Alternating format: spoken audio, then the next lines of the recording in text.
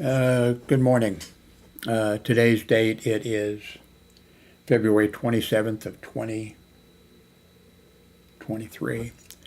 I forgot this is what, leap year or whatever. Of course, people who are on a Jewish calendar or Muslim calendar or something like that, or Chinese, or I'm not sure about the Japanese if they have their, but anyway, all of a sudden, today's the 27th. So tomorrow is the 28th, and that's the last day of February. That's kind of a shocker. Leap year. I think yesterday, for the first time, I felt a little bit better than I have since I went, well, a lot better since I went into the emergency room. Not that they did anything for me, except send me home, and which I was happy to get out of. I don't want to be in the hospital. I don't want a catheter put in me. They didn't want to put a catheter in, but that's fine. I definitely don't want a catheter put in me. But anyway, I want to mention a couple things. First, that I felt a little bit yesterday. Here at the apartment complex, Monday, Wednesday, and Friday, the night before, you can put your trash out at the curb, and then the maintenance people that work here, will come and pick it up in the morning. Otherwise, you have to take it, not very far, but for me, just about an impossible task now. But there was a big box. What came in that big box? There was a big box out in the living room, and then I'd thrown some stuff in there that needed to be thrown away. And I'd asked my son, I said, could you take that out, And he just went to bed, and then I could have waited because he woke up but anyway, it started raining. So I went out and took the big box, which I should not have done, but I didn't fall. Once I almost tripped. I took it to the curb and got that out of the way. Then later he woke up, I think, a couple times, and he would have taken it out. That's better than me falling. But anyway, yesterday I felt, I think, a little bit better. Not as like I'm going to faint. Not that I have to hold on to the wall as much, although I did have to hold on to the wall. But I just felt, I think, a little bit better. And by the way, I told you, I think yesterday or whatever, or the day before yesterday, my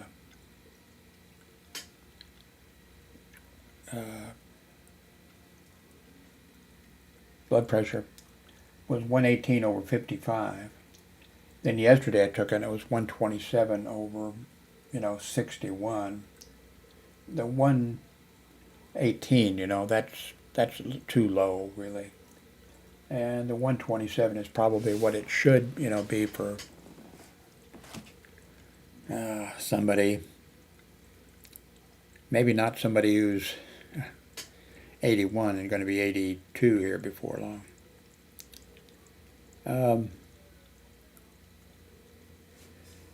Got a friend who he's had for a long time a situation going on with one of his family. Met with it's actually his cousin.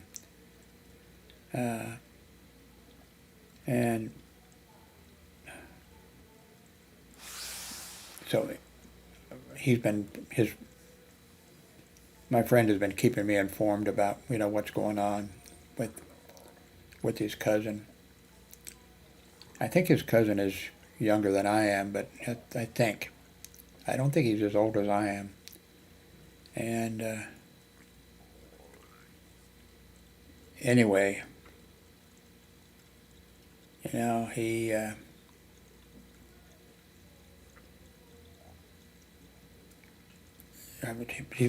his cousin is just, has been just a total My friend, his mother, my friend's mother, lived to be 107, and she was remarkably, until the very last, coherent, knew what was going on, and my friend would take his mother every year, maybe not the last year, I'm not sure, but on Memorial Day he would take her. I'm not sure who else he took. He would take her to the cemetery, to her husband's graveside, and other family members, and his mother would tell him, well, next year, you won't have to bring me out. I'll be, in a grave here or whatever. And anyway, he found the proper, nursing home and everything that she needed. And she went, remarkably fast. After, it's 107 years, but she was, everything went as it should. Okay, with his cousin, everything is going as it positively should not do. It shouldn't happen. And the guy, his cousin, was on the DNR, do not resuscitate list. And he was in, I'm not sure if you'd call it a nursing home or whatever it was, but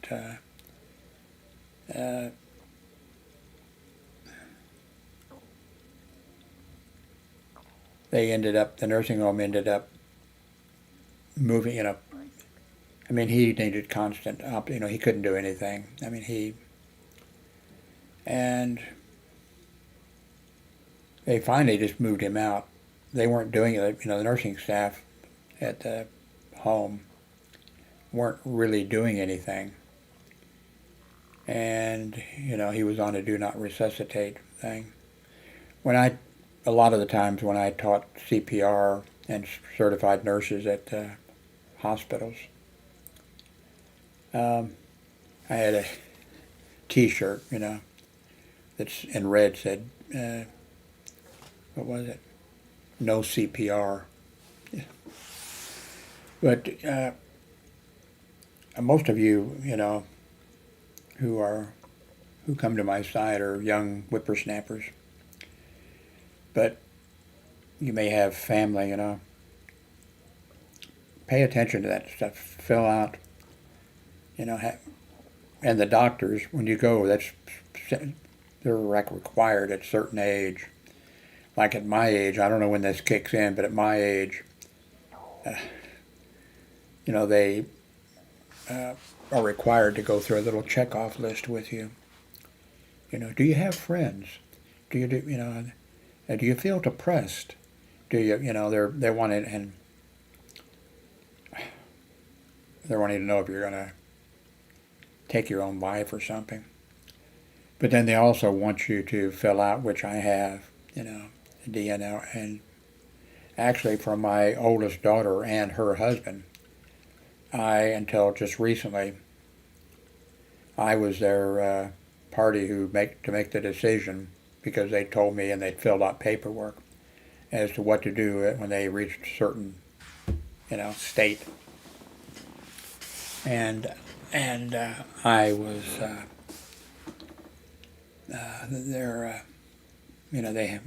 I signed up with them and everything too.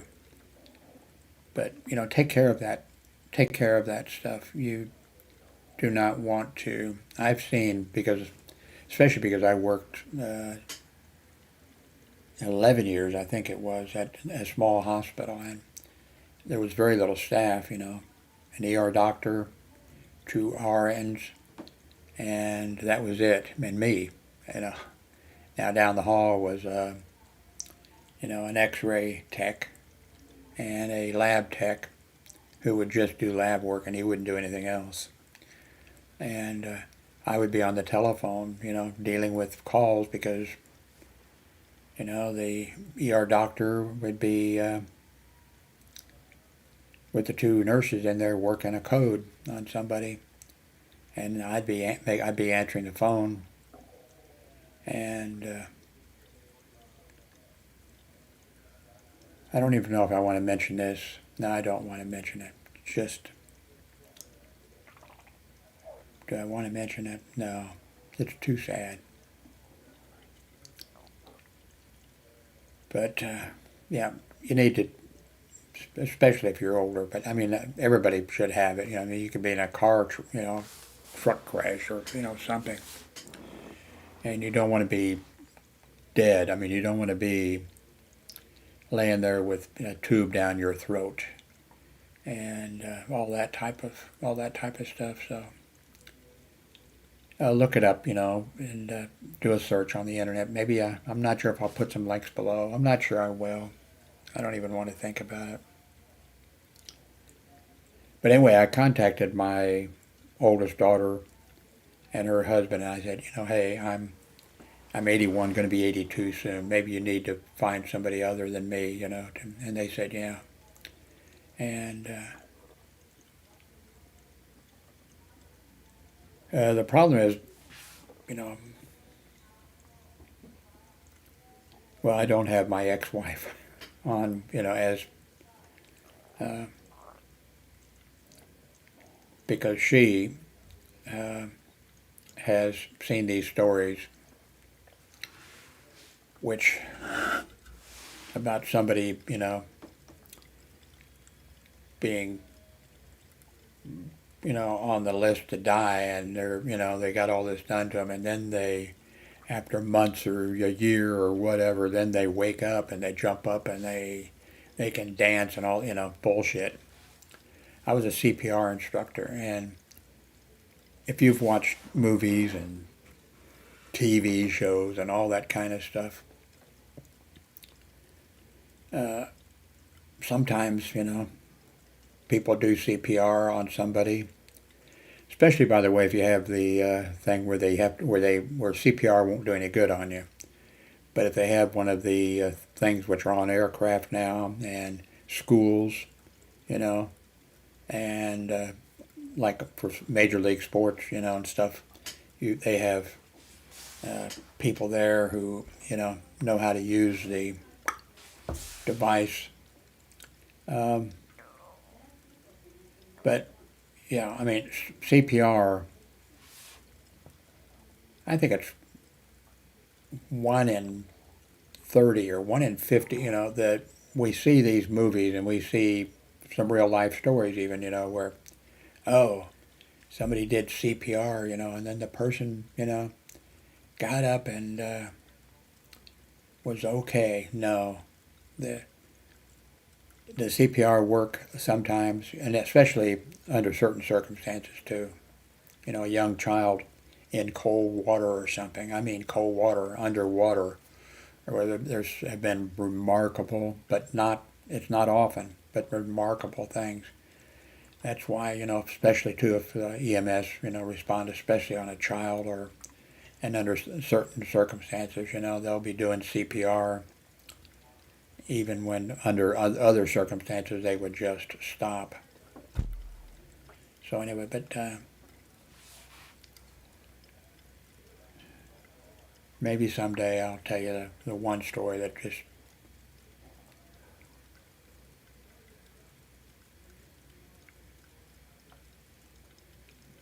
a lot of times, that used to be a while back here in the United States, people were told to put their, desires, they're in the refrigerator. Everybody has a refrigerator. Well, not everybody has a refrigerator.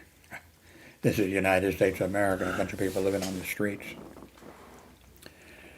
But everybody has a refrigerator, and they were told to put it. Now it's on your cell phone. And by the way, if you have a cell phone, you can put your information in here, in the cell phone. Your name and your address.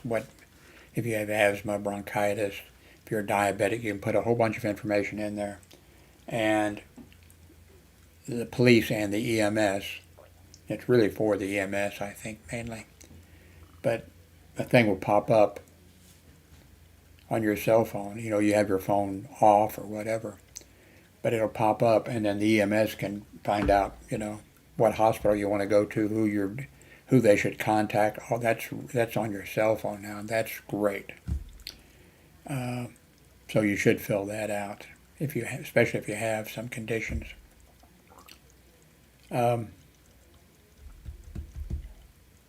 Anyway, I think I felt a little bit better yesterday, a little bit, and maybe today.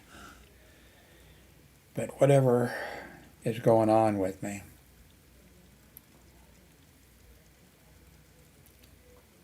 I mentioned I took out last night, and it was even started raining, but I wanted to get it out of our living room in front of the door and get it out there, and I took it, but I almost stumbled, you know, going out, which was, it was stupid of me to do it because my son would have got around to doing it, but I took it out and got back without breaking a hip or something.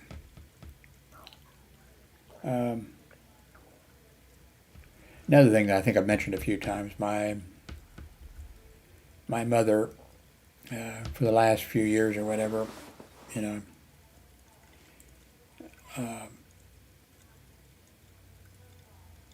and she got Alzheimer's and stuff. And Hillary, my daughter, moved in with her for the last, and my mother was on hospice care. Yeah, that's one thing. I think I probably mentioned it, but let me mention this to you. You know, hospice care was wonderful, and a lot of people, you know, they come out and they gather the information, you know, what funeral plan you have, what funeral home you're going to, you know, who to notify, all the, you know, who, you know, does she want, or him, or, you know, who do they want notified, and all this stuff, and the funeral home. And so when something happens to this person, like my mother, you don't call 911, you know, unless somebody come in and killed her, you know, you don't call 911, you know, you call the, you know, the nurse, and who's, you know, and the funeral, you call the funeral home, or you can call them, you know, you call them, and the nurse will call, you know, the funeral home, no calling of 911. So, was that before cell phones? I can't remember. Anyway, I got a call from Hillary, who was with my mother, and said, you know, that Betty died, you know, Betty died. And so I called the funeral home, and then I started just a few blocks away. I forget exactly. It's been a while. I went over there and I checked. Yes, my mother was dead.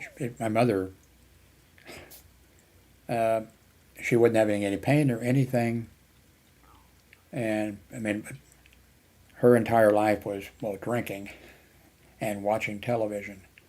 And well, when I first knew that something was wrong, was my mother, Hillary was there, and Hillary was making with her, you know, turkey or Thanksgiving dinner for us. And so I went over, and my mother loved to eat and loved Thanksgiving, and my mother wasn't eating anything, you know, just offering it. And then, I think then, you know, my mother, you know, asked Hillary and whoever else was there, is, you know, pointing to me, is that my husband or is that my son? And then I thought, oh, and I knew, you know. And then also she wasn't eating. And then about that time also she wasn't watching television, and she watched television drinking all the time. And I said, oh, Reagan was, I think he was still president. I think Reagan was still president. And my mother said, oh, no, you know, Mrs. Reagan, or whatever she called her, she's been talking to me from the television set, saying bad things to me or whatever. And she says, I don't watch television anymore. I knew then, you know. But anyway, I got called. And actually what happened was my mother complained about a pain. And she didn't have any pain, you know, I mean, until then. And so the health nurse came out immediately with some medicine for, you know, pain medicine.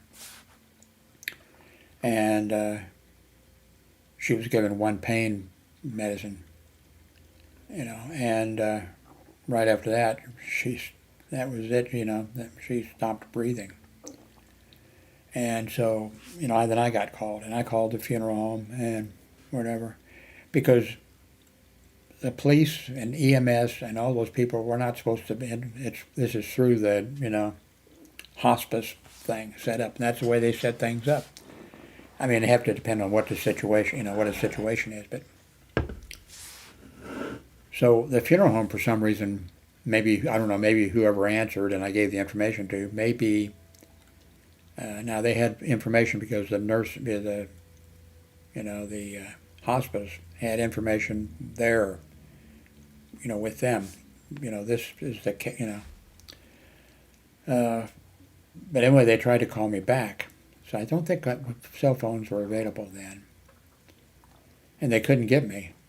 So then they called 911. I don't think 911 was available. But they called the, you know, emergency number for Belton or whatever. And it just so happens, unluckily for us,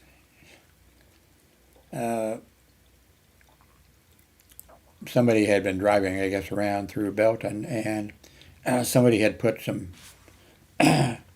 large shells or something, you know, that military, not surplus, but, you know, but decorative. And some guy had put some, you know, maybe he was in the military or something. He had a shell out in his driveway or something. And that went out as a 911, well, went out as, you know, and police, fire, detectives, bomb squad, everybody went to that and were there. And then this call come in, and I guess by that time they figured out this is, I'm not sure if they pounded on with a hammer, but it wouldn't be a good idea. They could, you know, whatever. But anyway, they knew it wasn't a bomb, and they had all that equipment just a few blocks away. And so they dispatched all that to my mother's trailer. And I could hear the sirens coming. And so a police officer showed up first. Local police officer, of course. I knew him. Knew him from the hospital. Knew him from the police department. I wasn't a reserve officer on that department. I was the next department over. And I forget the name that the ER staff called him. He was, anyway. So he comes in and I said, you know, my mother is on hospice care. She passed away. None of this is, you know, supposed to happen. It's supposed to not be taken care of this way. And he said, we have to respond on every call. We have to come and I said, well, could you at least tell all the other equipment that I can hear coming, could you call on your radio and say that they don't need to respond, you know, lights and siren, they can just, you know, no, this will, you know. And then he says, we have to respond on all this. And I said, well, last year at Research Belton Hospital, you could almost see Research Belton Hospital, and that's where I was working security then, you know. You could see it, from, you know, from almost, there was a few houses in the way you could see where it was, you know. And I said, well, 40 people died last year up on the second floor of the hospital, and you didn't respond one time. The police never responded. No one responded.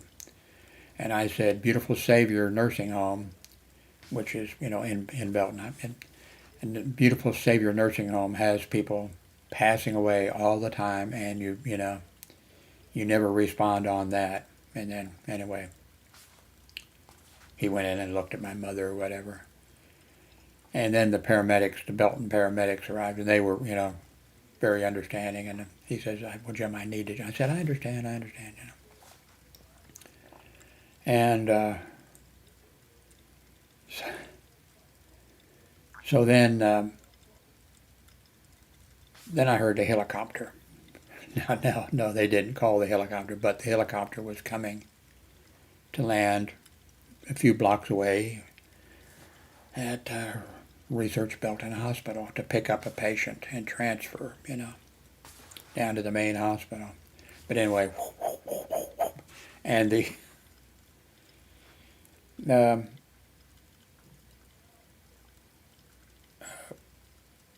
nurse showed up from not hospice care, but from hospice care. She showed up. She got there really quick. I don't know where she was living or stationed or whatever. She showed up, and she came in. Mr. Howard, what? Because all the police, everybody was there. What's going on? This isn't supposed to happen. And I said, yeah, I know. And then I said, do you hear the helicopter? And she says, yes. And I said, well, they're coming too. And she said, oh, I forget what she said. And then I said, no, I'm kidding. No. I said, well, we got everybody else here but the helicopter. So, but hospice care is really, really great. Now, of course, I guess it varies, from location to location, and depending on people, and things maybe are better too with having. Yeah, I mean, hospice care. They were able to talk to my mother, and I'm not sure exactly how much. She didn't know who I was, but I imagine she gave them. There's people that I wouldn't have thought, a few people that I wouldn't have thought that would want to know, family. I mean, they did, the hospice care was really great.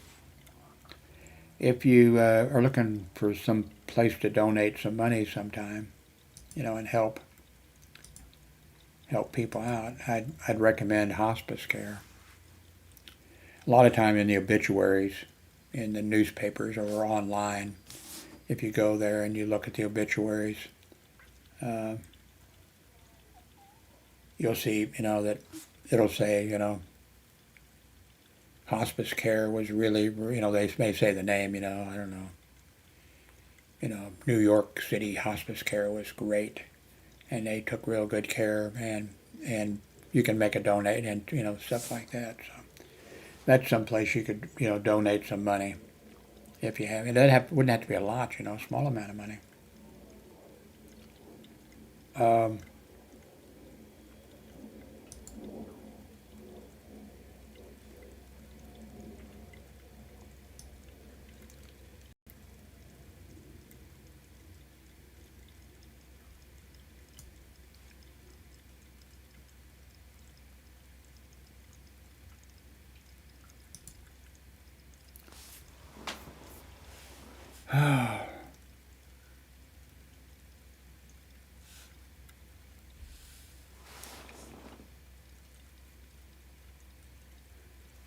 I'm trying to think if there's some place that I need to go. I guess not. How long has this been? Oh, almost 30 minutes. So, time to end. And 1, 2, 3, 4, 5, 6 Coke cans on my thing. Got a camera here I'm going to be sending to somebody. And we got a ideal box. It's expensive, it's expensive though. Priority, and it tells you here, priority mail. You can get these, by the way, I mean, if you're in the United States. You can order these online from the post office, and they're free. They have all different size boxes and bags and stuff like this. And this one is, okay, now I can't see it. For domestic shipments, maximum weight is, I think it says 70 pounds. or something. I'm not sure you could get maybe a gold bar or something. I don't know. That'd be more than 70 pounds, but it's also for international use. And the guy I'm sending this to, I explained to him a time that I sent something and with a battery in it. It went from here to, let me have a sip here.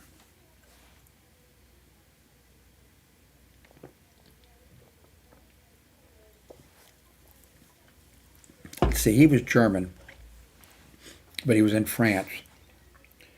And he was a real good buyer. He kicked in extra money to, I paid part of the extra money for the whatever. And but anyway, it went to France, but they wouldn't deliver it to him. I mean, he sent me, hey, it came, but they won't bring it to my place. And then he sent an email after that France had it was a radio, two-way radio, walkie-talkie, handy-talkie, or whatever. And they said it was not approved to be used in France, and so they wouldn't give it to him, and it had to be sent back. So, and I had a feeling. So, but anyway, I thought, okay, and so anyway, like I said, this guy was really decent about the whole thing. He made the thing a little bit easier, not quite as bad for me. But then I got a thing from and it wasn't an email, it was a postcard through the mail from France saying that they couldn't send the radio with the battery. And my choices were, I forget what one was, trash the battery, and the other was, I think, pay for some different way or something like that. So I just told them trash the battery, and then the thing got sent back to me, So anyway, I explained that, by the way, to the guy I'm sending this to, young guy, and he said, ship it with, which was smart, ship it without the battery, because the battery is going to be really inexpensive for him to buy. But I can, of course they're cheap too. When you get the battery, you got to think the charger too, I think. But I'll go ahead and I can put this charger in there for that. This is a Panasonic